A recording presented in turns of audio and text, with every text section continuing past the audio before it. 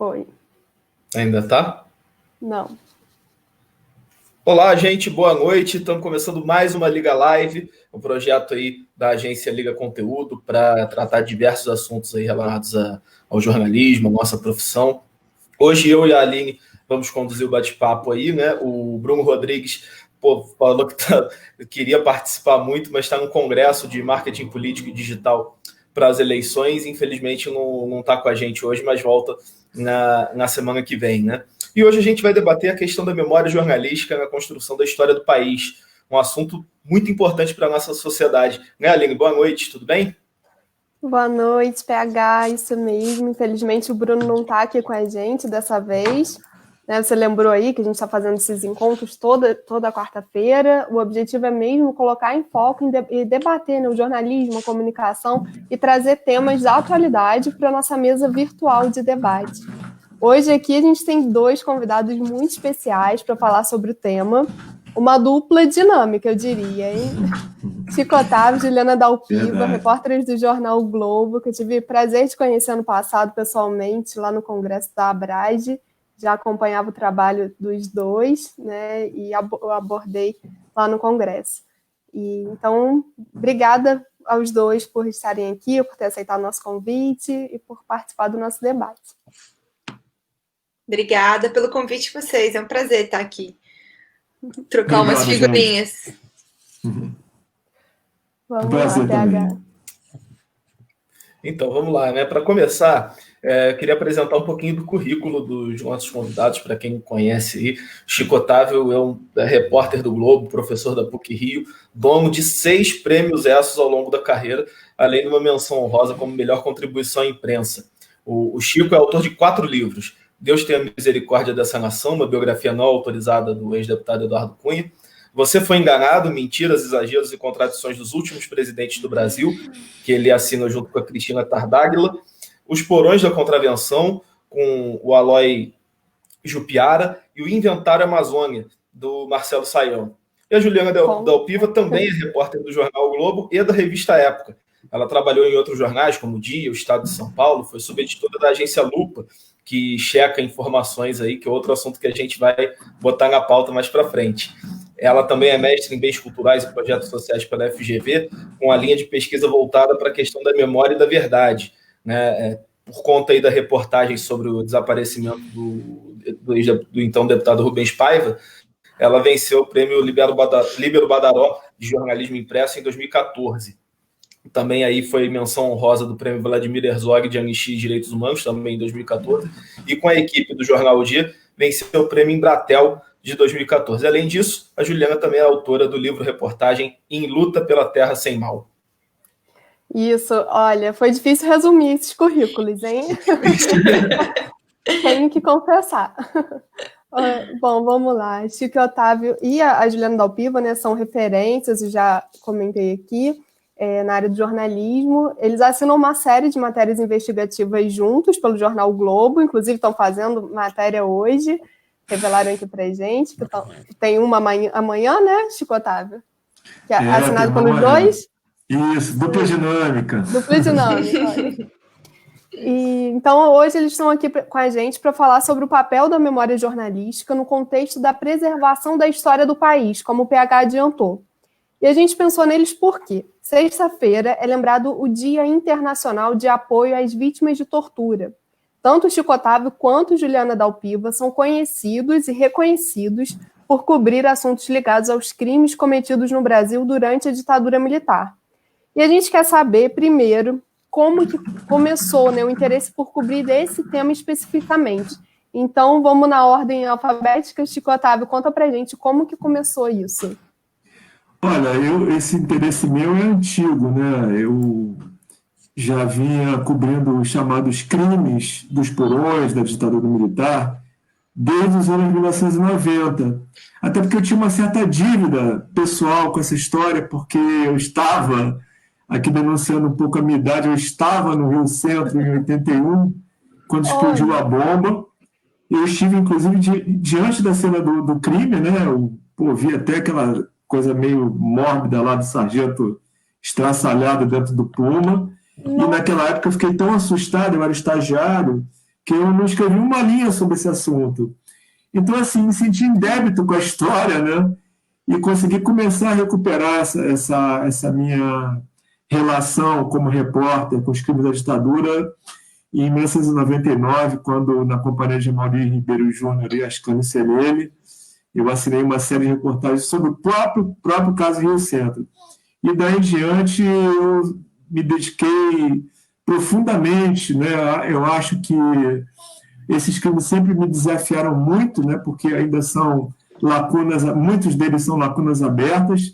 Eu acho que o Juliana e eu tivemos assim a honra de dar alguma contribuição jornalística à elucidação desses crimes. E é um tipo de coisa assim que realmente me desafia como repórter, né? Ir lá, tentar cavar documentos inéditos, abordar os próprios ex-torturadores, né? Eu acho até que não existe essa figura do ex-torturador, uma vez torturador, sempre torturador. Foi um trabalho assim, muito difícil, uma garimpagem muito difícil e por isso eu sempre me senti tão desafiado. E eu acho que foi um encontro de interesses, né, Juliana? Fala. Pode falar, então, Juliana. Eu comecei, a minha experiência com isso tem a ver com meu interesse nesse assunto, quando eu fui fazer intercâmbio, quando eu estava na faculdade, em 2008, eu passei um período em Buenos Aires, estudando na Universidade de Buenos Aires, um semestre. E esse tema é muito caro aos argentinos, né? Assim, você não passa batido por Buenos Aires sem encarar vários espaços de memória. Todos os espaços são espaços de memória. Você anda na frente das casas, há placas que fazem referência, e tem sempre uma expressão que é bem, assim, me tocava quando eu lia, que é a expressão, assim, tinha em geral o nome da pessoa, né? Sei lá, José, assassinado pelo terrorismo de Estado, e a data. E assim, eu estudei um pouco isso, né? Eu fiz umas disciplinas de sociologia e história comparada da América Latina. Então, assim, eles estavam julgando militares naquele período. Então teve alguns julgamentos enquanto eu estava lá. Todo esse tema encheu a minha cabeça de questões. Então, quando eu voltei para o Brasil, depois eu me formei, aí no outro ano, logo quando eu comecei a trabalhar, o Brasil ia julgar, o Brasil seria julgado na Corte Interamericana de Direitos Humanos por nunca ter processado os militares por causa dos desaparecimentos na guerrilha do Araguaia. E o Brasil foi condenado, e o tema voltou de algum jeito para o noticiário. Naquele ano também teve um julgamento da lei de anistia, da constitucionalidade da lei de anistia no Supremo Tribunal Federal. E assim, eu confesso para vocês, fui assim, comprando livros, estudando, conhecendo as histórias das vítimas, das pessoas, e aí fui me enturmando. Eu trabalhava em São Paulo, nem conhecia Chico Otávio, e aí fiz umas materinhas aqui, umas materinhas ali. E aí teve um dia que eu acabei indo trabalhar no Jornal Globo, mudei para o Rio de Janeiro, e aí eu estava lá, desinteressada, assim, novata na equipe, nos idos de 2012, e ofereci uma pauta lá sobre o DOI-CODE do Rio, não sei o que, Chico Otávio escutou, passando, e aí, não, mas você gosta desse assunto? Vem aqui, vamos conversar. Poxa, já são 8 anos aí, a gente conversa, troca experiências e, enfim, aí eu me dediquei muito mais trabalhando junto com o Chico, e aí isso se tornou, de fato, assim, grande parte da carreira que eu construí até aqui, assim, da minha experiência profissional. E acabou que você fez um mestrado nesse tema depois. Né? Acabei até fazendo mestrado. Eu acho, gente, eu gosto assim, das parcerias com a Juliana, porque ela tem esse brilho nos olhos do repórter, que eu gosto demais, assim, essa troca. Bem bacana, além da afinidade no tema também, né? A gente sempre se mobilizou muito para esse tipo de trabalho. Era uma pergunta que eu ia fazer, né? Como que surgiu essa parceria? A Juliana já respondeu aí. Eu acho assim. Curiosidade. tanto o Chico quanto eu já trabalhamos com muitos colegas, né? Vocês falaram ali, o Chico escreveu livros com vários colegas, faz matérias também no jornal lá com vários outros colegas. Eu acho que a gente sempre teve uma afinidade muito grande com esse tema, porque eu percebi, assim, enfim, Chico Otávio é aí, né, gente, esse mestre que vocês descreveram na abertura, mas, assim, esse tema era muito caro para o Chico, para mim ele também é, assim, à medida em que eu fui conhecendo as histórias e as pessoas, é uma coisa que no jornalismo às vezes é muito difícil a gente lidar, sabe? É você trabalhar a história de vida das pessoas, dando o respeito necessário. E certas histórias são muito duras, carregam muita mágoa ao longo do tempo, e você precisa ter cuidado, respeito, tempo, e não é só uma matéria que você faz, entendeu? Aquilo lá é a vida daquelas pessoas, então, assim, eu aprendi a me doar um pouquinho para cada uma dessas pessoas que me ajudou a construir essas histórias, as reportagens, sabe? Então, assim, é esse cuidado que a gente tem, eu acho, assim, eu reparei muito isso também trabalhando com o Chico, sabe? A gente faz a matéria, mas a gente não esquece da pessoa, sabe? Esse é um cuidado, assim, que não serve, claro, só para você cobrir crimes da ditadura, mas é para tudo no jornalismo, sabe? Isso faz as pessoas confiarem em você, se abrirem, falarem coisas que às vezes elas contaram uma história e repetem, tipo, a mesma, automaticamente, porque 30 anos, 40 anos, elas acabam contando quase sempre a mesma coisa. Mas quando elas sentem essa segurança, elas acabam se soltando, e aí, enfim, o trabalho cresce. Sobretudo quando você vai fazer investigação, porque às vezes um pequeno detalhe faz muita diferença. Perfeito, perfeito. Entendi. Bom, eu conheci vocês, né, o Chico Otávio e a Juliana também, quando eu estava na Tribuna de Petrópolis e as comissões estavam trabalhando, né, a Comissão Nacional e a Comissão Estadual. E aí, às vezes, eu fazia sempre um recorte para Petrópolis, e às vezes eu via, né, saiu alguma coisa, ficava ali acompanhando. Poxa, eu estava pensando ainda, o Chico Otávio estava publicando, eu falava, não é possível. Ou às vezes eu ficava sabendo de alguma coisa e quando via o Chico Otávio já tinha publicado. Eu falei, que é esse Chico Otávio? Eu acho assim, nessa história da cobertura dos crimes da ditadura, né? Eu vejo que, assim, como repórter, 3 frentes ou 4 frentes possíveis, né? Primeiro, que é a mais clássica, você poder se situar, é a consulta de periódicos, né? As publicações que abordaram esse tema, aí você volta lá atrás, até muitas vezes nos anos 60, ou até mais ainda lá atrás, para pegar um início de carreira de algum militar e tal. Então, esse é o primeiro ponto, né? O segundo ponto é você trabalhar com as vítimas, principalmente aqueles que sobreviveram, né, ex-torturados e tal, e no segundo momento os parentes dos mortos e desaparecidos. Aí o que a Ju falou, são pessoas que contam mais ou menos a mesma história há 40 anos, mas quando você sabe o que perguntar, você tira dele um detalhe que ele mesmo não estava se tocando que era importante e que ajuda a fechar uma história. Então esse é um segundo caminho que também não é um caminho difícil, porque essas pessoas normalmente estão dispostas a falar, gostam de falar, gostam de contar, pelo menos de desabafar, expor os seus dramas e tal. Então também não foi assim, um caminho tão difícil a ser percorrido, embora com cuidado, com esse olhar mais humano que a Juliana destacou e tal. Agora, os dois outros pontos, aí começa a complicar a história. Primeiro é a consulta a documentos públicos, né?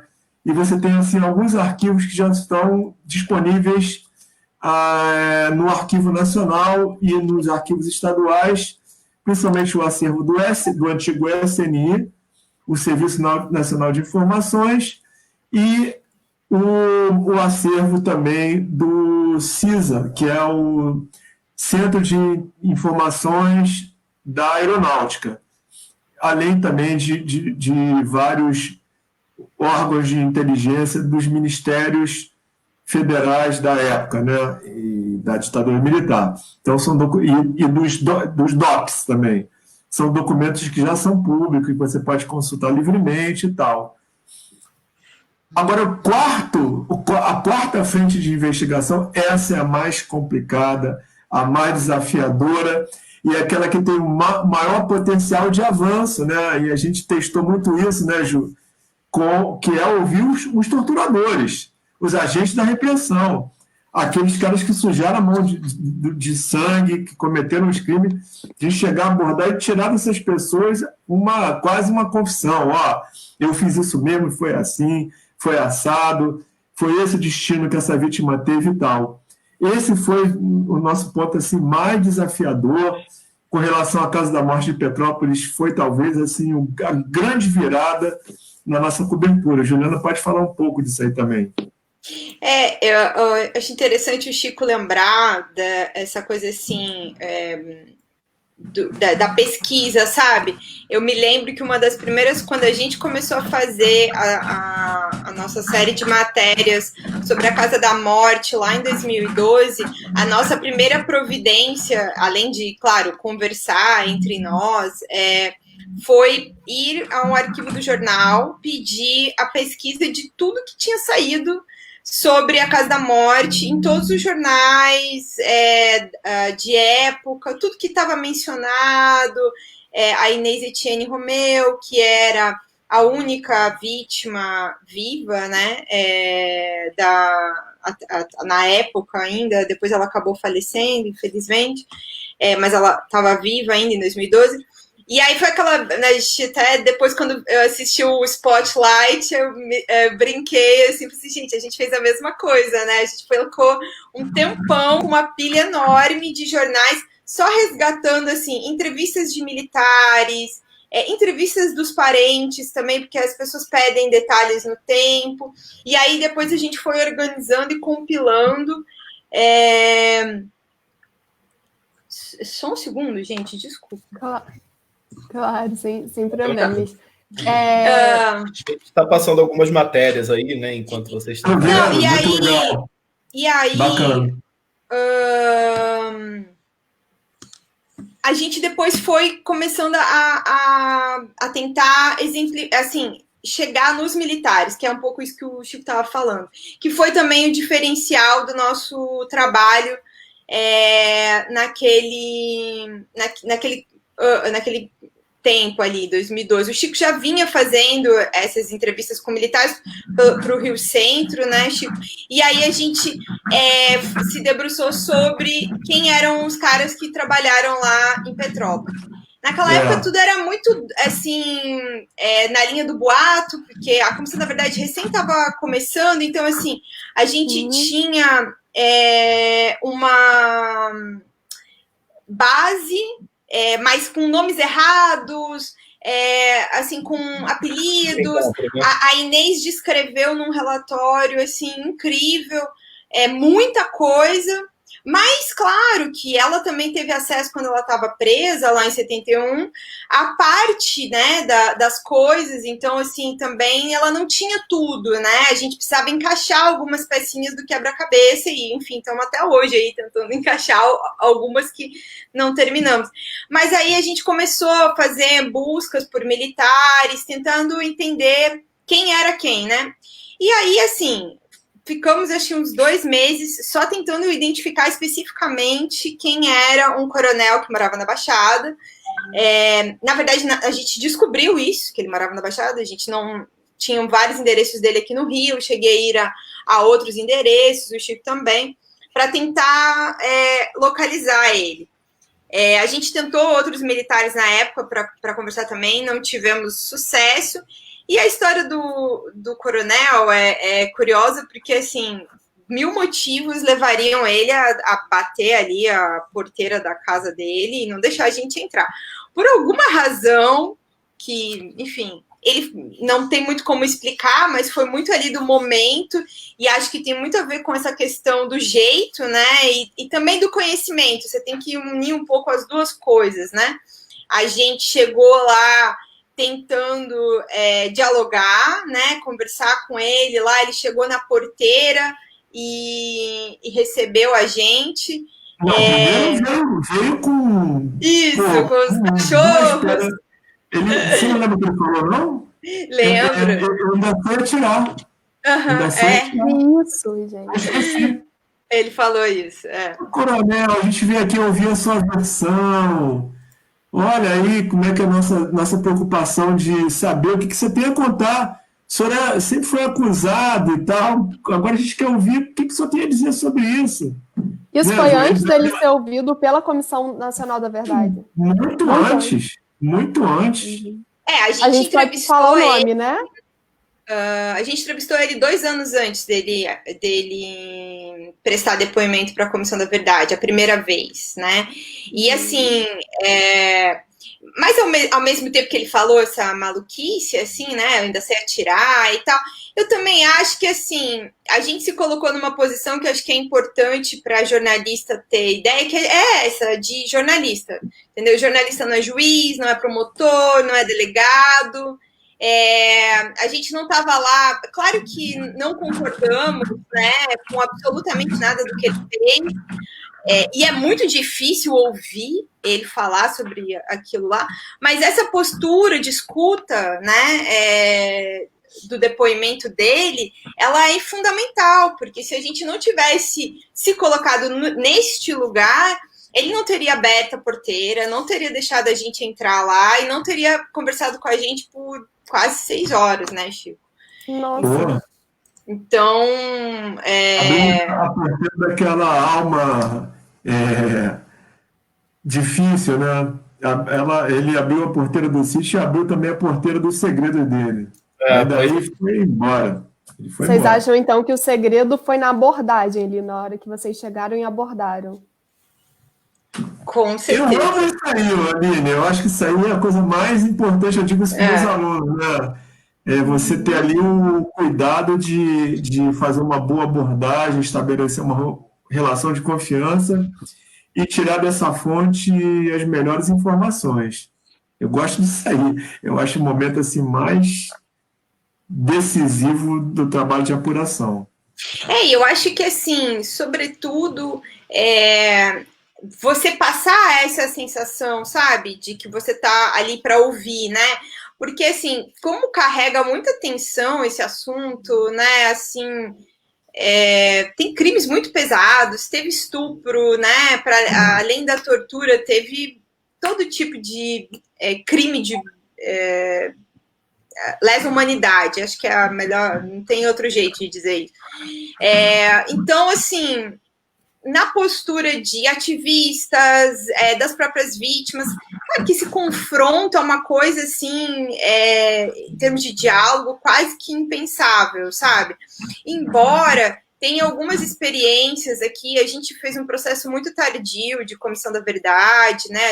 A nossa Comissão da Verdade foi, assim, 30 anos depois da volta da democracia, né? Da redemocratização no Brasil.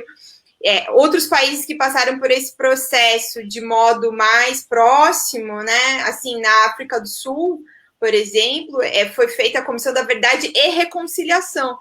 E aí, os crimes eram perdoados quando vamos dizer assim, o agente público, né, sei lá, militar que tinha feito, ele ia, confessava perante as vítimas. Tem vídeos disso na internet, se alguém quiser assistir, sobre a Comissão da Verdade e Reconciliação da África. E aí você começava a tentar produzir esse processo de reconciliação, né? Mas a pessoa admitia os seus crimes, né? Acho que essa é o fundamental também, porque o nosso problema aqui também era esse, né? Assim, fizeram anistia, ninguém confessou nada, entendeu? Assim, que crimes esses militares cometeram, né? Nem direito sabemos de todos. Então, a gente se despiu ali de muita coisa com essa ideia de, claro, né, de cidadão, de saber que isso é completamente errado, mas para ouvi-lo. E aí, enfim, deixamos ele contar a história dele. E ele tinha muito, né, Chico, essa noção de da importância dele na história. Ele sabia o quão importante ele foi. Muita gente pergunta assim, Paulo Malhães resolveu atender vocês porque ele estava arrependido? Cara, eu sinceramente acho que ele queria apenas garantir o lugar dele na história. É uma coisa até meio de ego, egóico, entendeu? E não que ele tenha se arrependido, ou que ele tenha, Nada. de repente, Nenhum resolvido dar arrependimento. uma contribuição para a elucidação dos crimes. Não, não, ele só queria o lugar dele na história. Não me pareceu nem um pouco arrependido, né, Juliano? Não, nem um pouco. E eu acho que assim, ó, vamos contar, né, para quem não lembra, por que que ele era tão importante? Porque ele foi um oficial do Centro de Informações do Exército, que era o órgão de inteligência do Exército na época. E esse órgão, o Centro de Informações, que é popularmente aí chamado pela gente de CIE, era um órgão ligado ao gabinete do ministro do Exército, que servia ao presidente da República em linha direta, entendeu? Então, assim, tinha um grupo de oficiais destacado, oficiais treinados, que tinham feito cursos específicos de inteligência, de tortura, de espionagem, que foram destacados e preparados para fazer o serviço sujo, né? O pior do que foi feito na ditadura, que é os desaparecimentos, né? Assim, capturar, matar e desaparecer. Então, assim, Paulo Malhães foi um desses oficiais. Extrair o máximo possível de informação e depois dar cabo dessa pessoa, Exatamente. Que eles chamavam de zerar, né? Zerar. Zerar. Agora, e aí criaram a Casa de Petrópolis para fazer um lugar onde se podia fazer isso de maneira discreta, onde eles teriam controle, onde ninguém incomodaria eles lá, né? Então, assim, tinha todo um esquema que foi armado para poder fazer isso num local discreto, né? E por isso que acabou virando Petrópolis. Eles tinham algumas conexões com pessoas da cidade e conseguiram aquela casa naquele lugar e foram levando presos aí a partir de 71 para lá, até que levaram a Inês, e tudo leva a crer que depois que a Inês saiu, algum tempo depois, não muito tempo, aí eu já discordo do pessoal que fala até 74, eles deixaram de usar esse imóvel, porque se você faz inteligência, né, não é inteligente ter alguém que sabe o que é aquele lugar, entendeu? Sim, só para registrar que a gente está com a audiência aqui da Comissão Municipal da Verdade de Petrópolis. A Rafane Paixão até deixou uma pergunta aí. A gente está com uma aula de. Você lê para a gente? Eu não sei deixar a pergunta. Ela pergunta o seguinte: a necessidade desse agente de deixar sua memória e a história, isso foi percebido por vocês? É do Paulo Malhães mesmo. Chico, fala você que você vai daqui a pouco embora, né? Eu vou falar na boa. Quando você vê até um presidente da República hoje elogiar um torturador, muito provavelmente o Paulo Malhães anteviu esse momento. Tipo assim, olha só, gente, eu quero aqui marcar o meu lugar na história, para quem apoia o que eu fiz e tal, não é arrependimento nenhum, muito pelo contrário. Eu acho que ele estava com essa coisa na cabeça. Ele estava falando para o público dele, né? Essas pessoas que hoje vão às ruas defender a ditadura são, digamos assim, os receptores dessa mensagem que o Paulo Malhães quis passar. Agora, a gente, deixando claro aqui, que Juliana e eu não transmitimos mensagem nenhuma, né? A gente se aproveitou dessa ideia dele para extrair informação e tentar esclarecer o que a gente conseguiu, vários crimes, vários casos, várias situações que ainda eram lacunas abertas na história do regime militar, ou pelo menos na história da guerra suja desse regime, né? Que foi mais ou menos no período de 69 a 74. Que esse é o trabalho de reportagem, né? Claro que quando você está ali com a pessoa, você respeita ela, você se coloca nesse papel de jornalista, de ouvir, de questionar, né? As perguntas que são difíceis, que é saber o que é que foi feito, como é que foi feito, mas, assim, de um ponto de vista de jornalista e não de alguém que está julgando ali exatamente o que a pessoa está contando o tempo todo, mas claro que na hora que a gente vai escrever a nossa reportagem, a gente vai colocar, vamos dizer assim, o que é, do ponto de vista democrático, né, a notícia, né, eu me lembro que um dos títulos das nossas matérias depois dessa entrevista foi exatamente a questão dele falar que ele falava que denunciando essa questão de como ele falava, de como ele se referia à ideia da morte, né?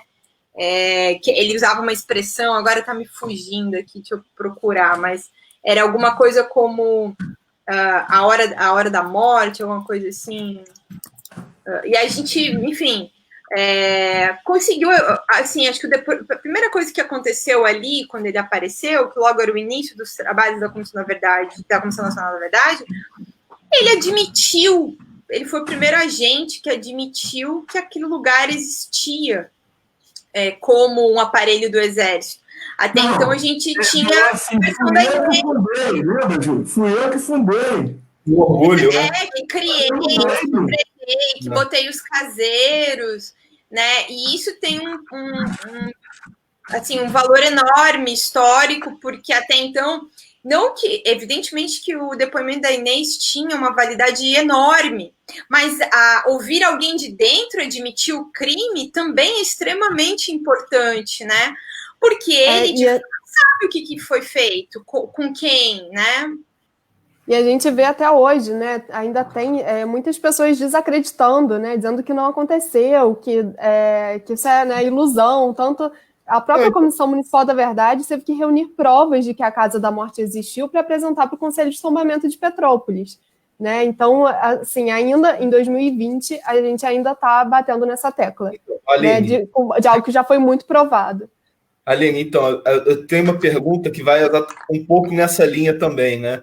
Só um minuto, PH. O Chico Otávio, ele vai ter que sair porque ele está realmente produzindo uma matéria para amanhã.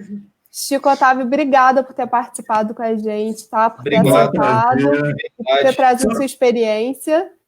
A gente vai ficar compartilhando. Só lembrar, assim, o que se discute é isso, né?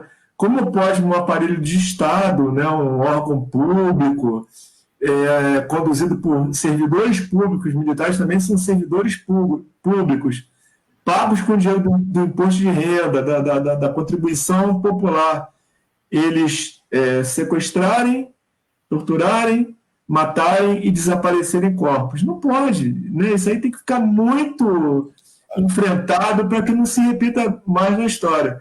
Até porque mais... Só um minutinho que eu queria que você respondesse uma pergunta, pode ser rapidamente? Falando desse assunto ainda, você acha que o jornalista ele tem também esse papel de garantir que a memória seja preservada enquanto profissional? Eu acho que é um dos papéis centrais. Eu não gosto muito assim dessas funções mais, digamos, sociais do jornalismo, né? Porque eu acho que o jornalismo tem que ser uma coisa assim, sem muita dessa pressão, mas ele acaba cumprindo esse papel, sem dúvida nenhuma. E eu acho que o jornalismo, nesse período em que se investigou os crimes da ditadura, que eu diria de 2012 até 2014, no máximo, foi um período assim muito fértil, ele teve um papel central, deu uma contribuição, não estou falando só do trabalho da Juliana e meu, não.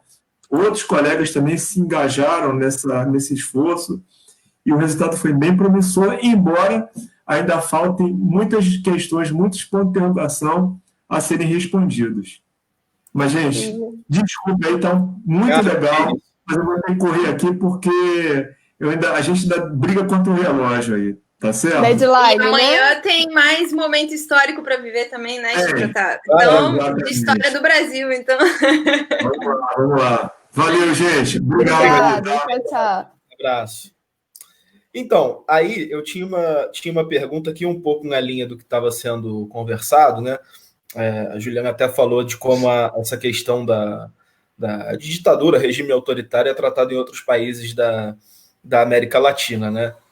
E aí eu queria falar de duas coisas, porque assim, vocês cobriram o trabalho das Comissões Nacional e Estadual da Verdade, que começaram assim há muito pouco tempo, né? Começaram 2012, 2013, por aí. E assim, queria primeiro, assim, um pouco da cobertura vocês já falaram, né? Mas duas coisas, Juliana. Como que é para você, assim, essa mudança no cenário, se você parar para pensar como era o ambiente político do Brasil em 2012, quando se criou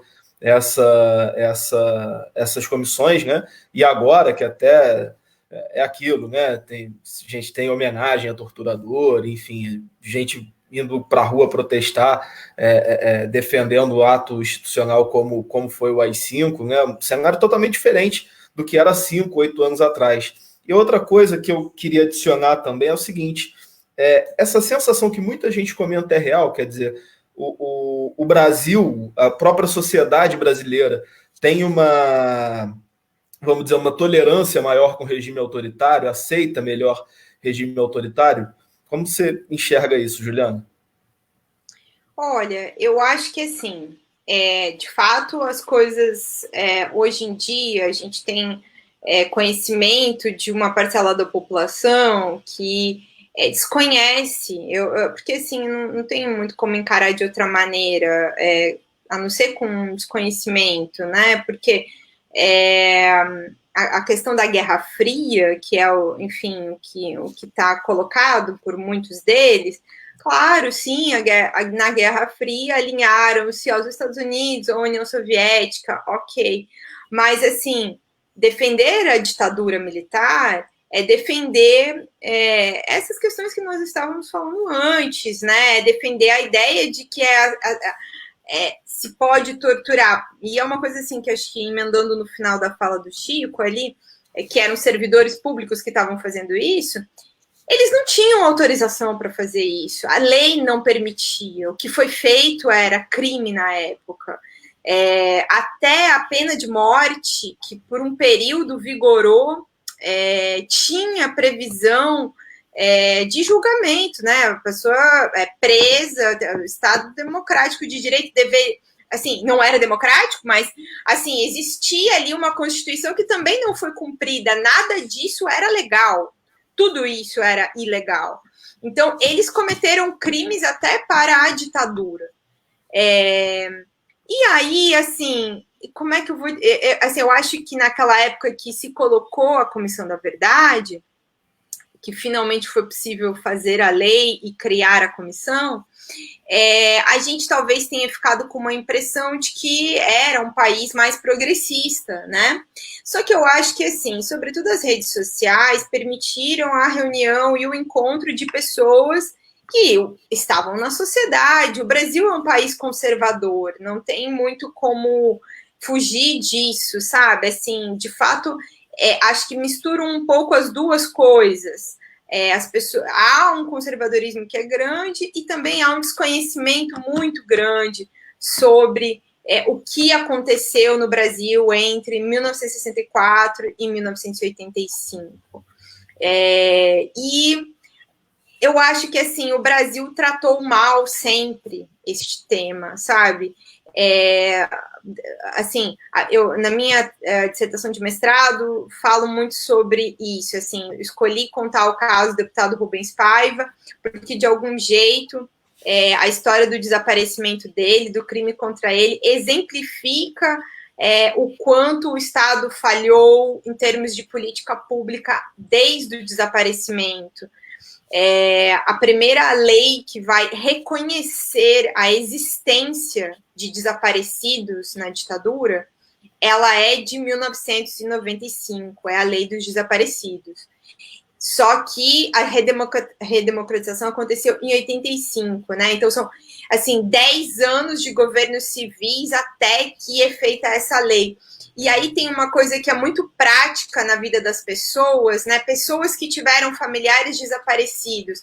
Essas pessoas não ganham acesso a suas heranças, dividir bens, né? Poupança, dinheiro, enfim, as pessoas não tinham sequer dos desaparecidos um atestado de óbito, né? Então, assim, como é que você vai comprovar que essa pessoa morreu se ela é desaparecida?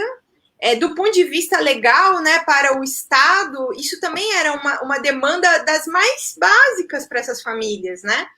Então, foi criada a lei depois de muita pressão, mas, assim, uma década, né, para fazer isso. Aí, junto com a lei, foi criada uma comissão, a primeira comissão especial de mortes e desaparecidos, para daí, além de reconhecer os desaparecidos, reconhecer os mortos. Ou seja, pessoas que morreram, não desapareceram, os corpos foram entregues para a família, mas que foram vítimas de tortura ou foram vítimas de falsos tiroteios que foram forjados para parecer que teve um tiroteio, mas a pessoa, na verdade, morreu dentro do DOI-CODE, torturada. Tem inúmeros casos disso, né? Você citou no início, né, que a guerrilha do Araguaia foi um dos motivos, né, que te atraiu para esse tema, e a gente tem em Petrópolis uma desaparecida política que desapareceu na guerrilha do Araguaia, que é a Jana Moroni Barroso. A Comissão da Verdade aqui também lidou muito com o irmão dela, que é o Breno, e também até hoje a família não... tipo, os pais passaram, né, a vida procurando respostas sobre ela, e até hoje não existe fechado, assim, ela morreu desse jeito. A Comissão Nacional, ela diz alguma coisa sobre isso, mas ainda deixa a lacuna, né? As lacunas que a gente vem falando aqui hoje. Porque são muito complexos os desaparecimentos, né? Assim, às vezes você tem várias pessoas que testemunharam alguma coisa, então você consegue recompor a história, mas muitos casos você não tem informação. Nenhuma outra pessoa na posição de vítima presenciou. A pessoa foi sequestrada, que a palavra correta é esta, ela foi sequestrada na rua, ela não foi presa, né? Ela não passou pelo processo legal de ser fichada, ser presa, ser acusada, processada, condenada. Não, ela foi sequestrada no meio da rua, levada para um lugar clandestino, torturada, assassinada, e aí o corpo acabou sendo destruído para não deixar vestígios do crime. Então, fica muito difícil de contar muitas histórias, assim, desde que eu comecei a trabalhar com o Chico lá em 2012, a gente tenta descobrir pista, assim, das histórias dos desaparecidos da Casa de Petrópolis. Eu acabei me envolvendo com outros casos também, mas os casos da Casa da Morte são os que eu acabei me envolvendo mais. Por inúmeras razões, eu também criei uma proximidade com a Inês Etienne, e aí, enfim, é uma história muito difícil, muito pouco contada, acabei me dedicando mais a ela. Sim. E no final ela já não falava também, né, Juliana? Não, assim, essa é uma coisa que ficou mal colocada, porque assim, a Inês teve um problema de saúde, ela teve, enfim, uma questão, não sei dizer direito o que foi que aconteceu, que não tem relação com as sequelas do período em que ela ficou torturada, né, que ela foi torturada quase 3 meses dentro dessa casa. Ela ficou com sequelas emocionais, ela ficou com algumas sequelas físicas, mas ela teve uma vida plena, profissional, trabalhando por essas questões. Ela foi a pessoa que achou a casa e denunciou a casa, junto com a ajuda de várias outras pessoas também, mas ela denunciou a existência dessa casa em 1981, 10 anos depois da prisão. E aí aconteceu uma questão na casa dela, muitos anos depois, em 2000 e alguma coisa que eu não estou me lembrando, um acidente, e aí ela ficou com um problema na fala, e enfim, algumas questões motoras também. Mas ela era uma pessoa completamente lúcida quando eu a conheci, em 2012. Ela lembrava de absolutamente tudo, ela ajudou a identificar agentes, ela me ajudou a achar documentos, me mostrou documentos que eu não conhecia. Então, assim, eu conversei, até ela faleceu em 2015, eu conversei com ela, convivi muito com ela, aprendi muito com ela sobre essa história, sobre a questão da ditadura, por ela mesmo. Então, assim, ela tinha um pouquinho de dificuldade para falar, mas ela falava.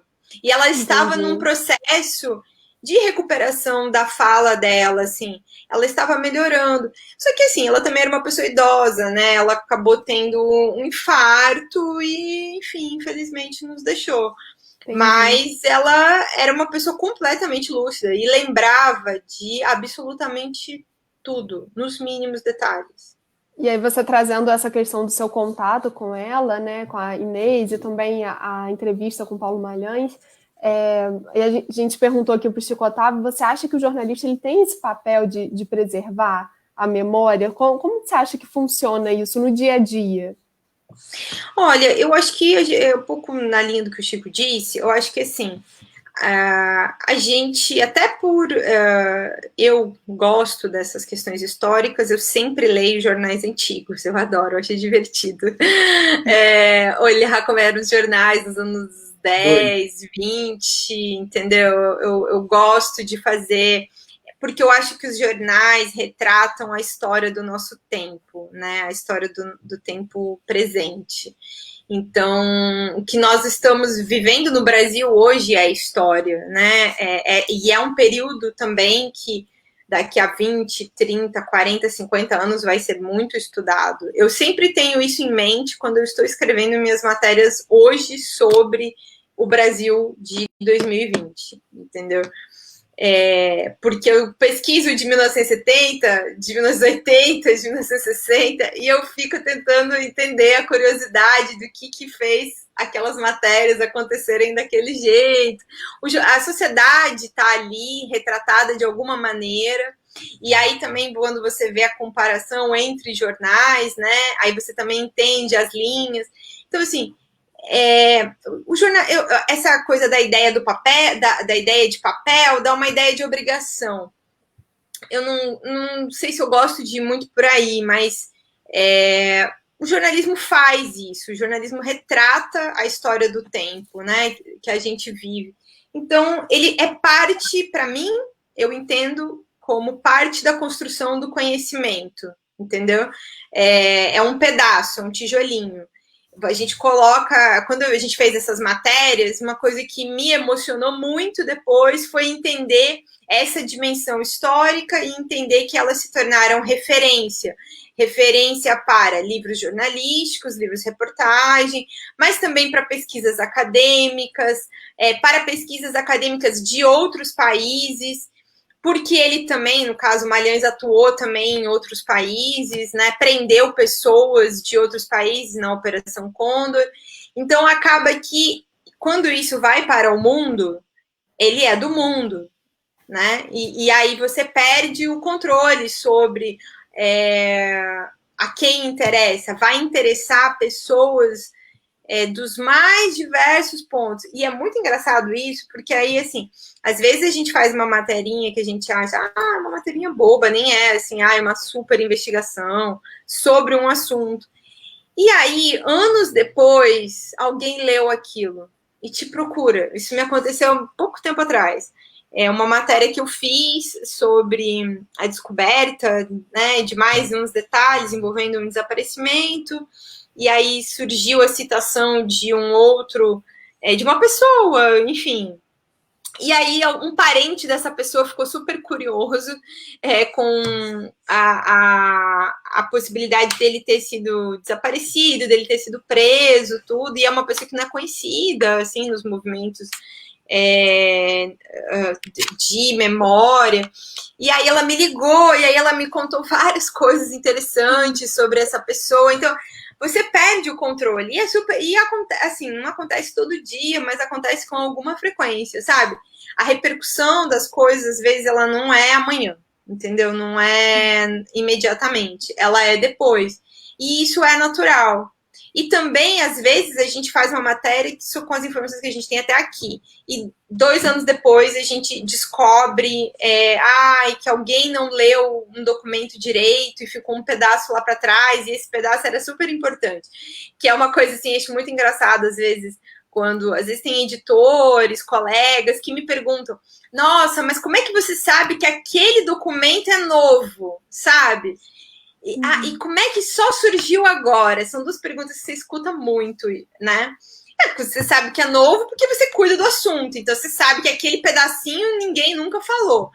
Mas, por que só surgiu agora? Ué, porque alguém pesquisou ele só agora, entendeu? Só localizou ele agora. Mas ele estava lá esperando que alguém fosse ler. O arquivo do SNI, que o Chico falou antes, que está no no Arquivo Nacional, que ele era o arquivo do antigo Serviço Nacional de Informações. Ele compilava, para além de documentos do próprio SNI, ofícios que eram recebidos do Centro de Informações do Exército, que eu falei para vocês, que era onde o Malheiros trabalhava, mas das agências também da Aeronáutica e da Marinha, e dos DOPS. Então, ele é um arquivo enorme, tem 40 milhões de documentos. Ninguém nunca vai terminar de ler isso, entendeu? Então, assim, é por isso que eu passei tardes e tardes e tardes da minha vida lá dentro do Arquivo Nacional, lendo, adoro fazer isso. Eu sei que tem muita gente que vai achar tedioso, mas eu adoro ler documento. Perderia não, assim, para mim é um ganho. Passar muito tempo lá dentro lendo, às vezes, enfim, tiro cópia, trago para casa, não tenho nada para fazer, domingo à noite, estou ali lendo meus documentos.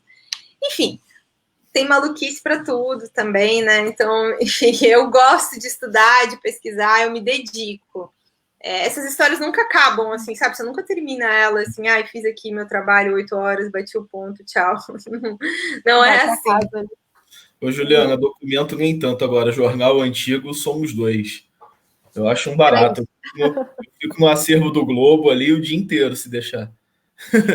Não, agora os jornais, a maioria deles está com os acervos direitinho, né? E é bem legal. Assim, eu também sempre pesquiso com muita frequência o do Globo, da Folha, do Estadão, das revistas, alguns sites têm compilado. Eu acho muito legal, gosto bastante. E sempre rende, né? Porque, por exemplo, você faz matéria Dia das Mães todo ano, mas aí um ano você, sei lá, pega como foi o Dia das Mães em 1950, né? E você vê lá o jornal e você, de repente, encontra alguma coisa ali que te chama atenção, né?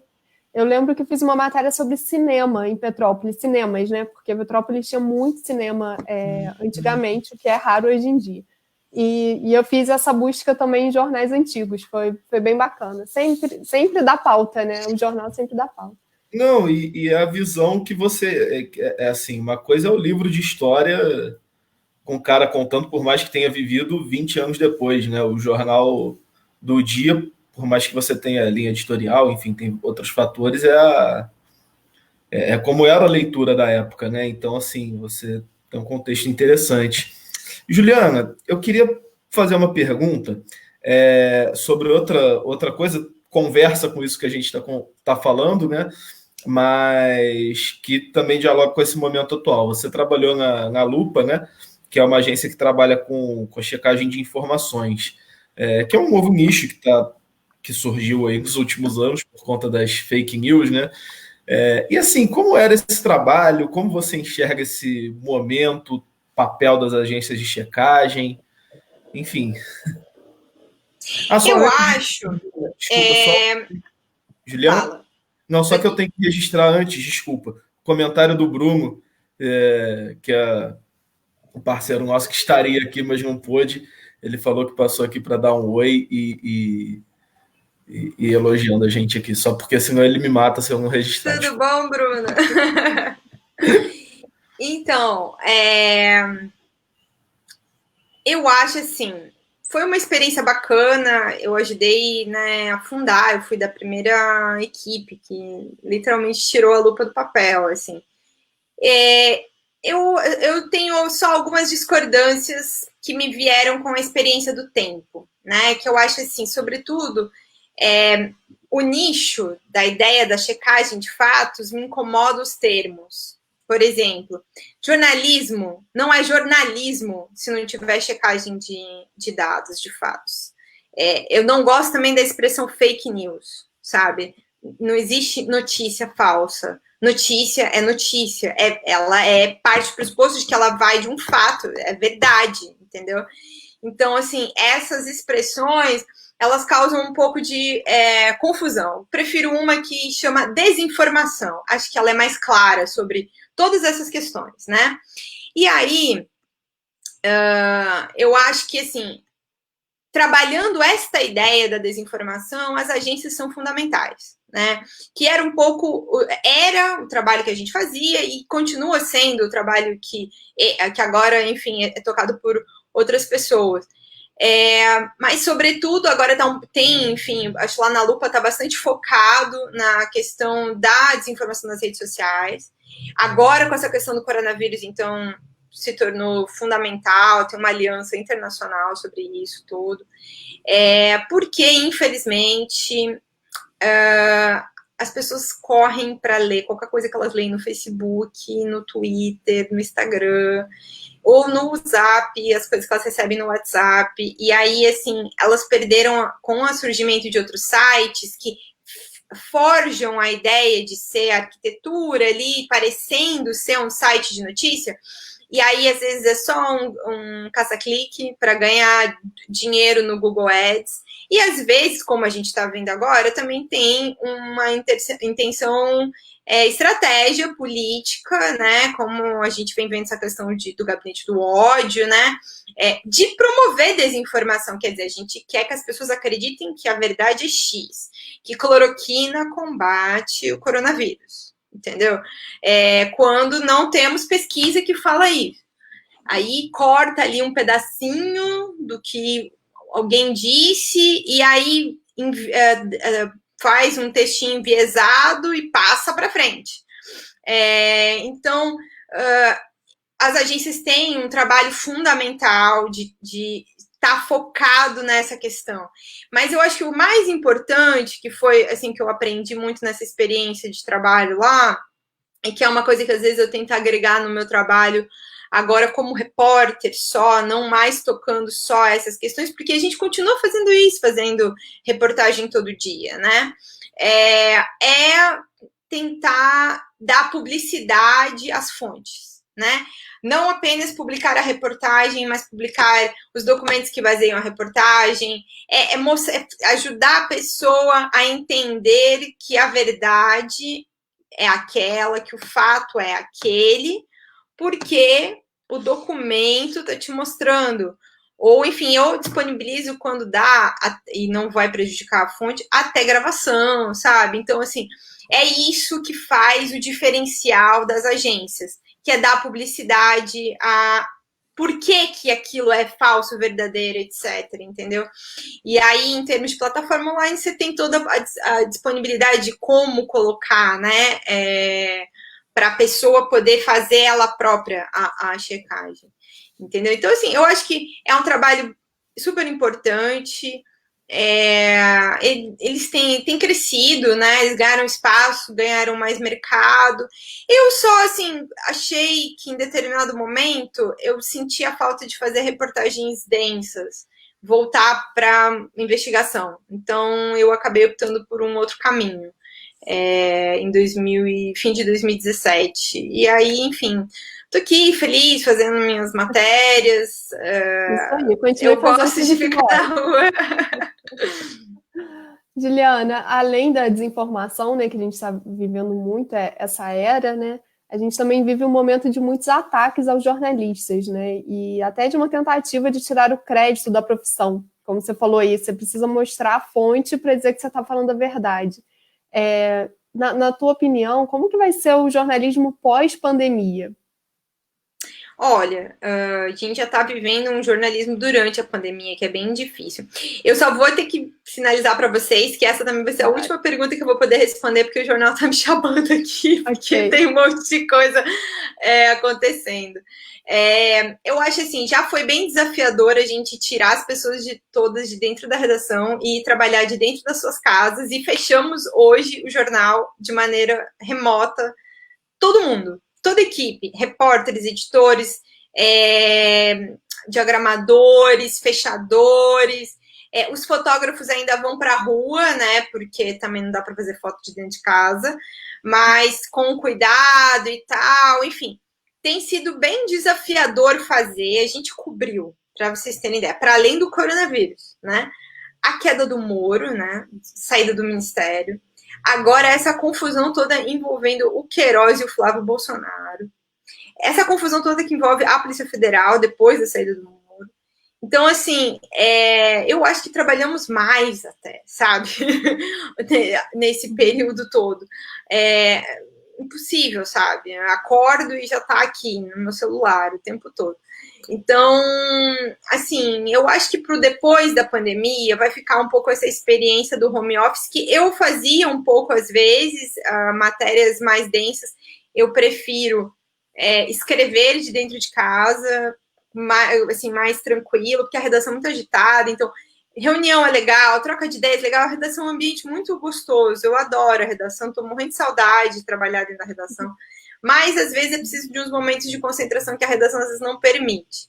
Eu acho que essa coisa do home office vai acabar sendo utilizada. Mas tudo é um desafio ainda, sabe? Saber quando vamos sair, quando vamos voltar. Tudo muito difícil, sabe? Até como, tipo assim, o que vai ser do Brasil até aqui, daqui até o...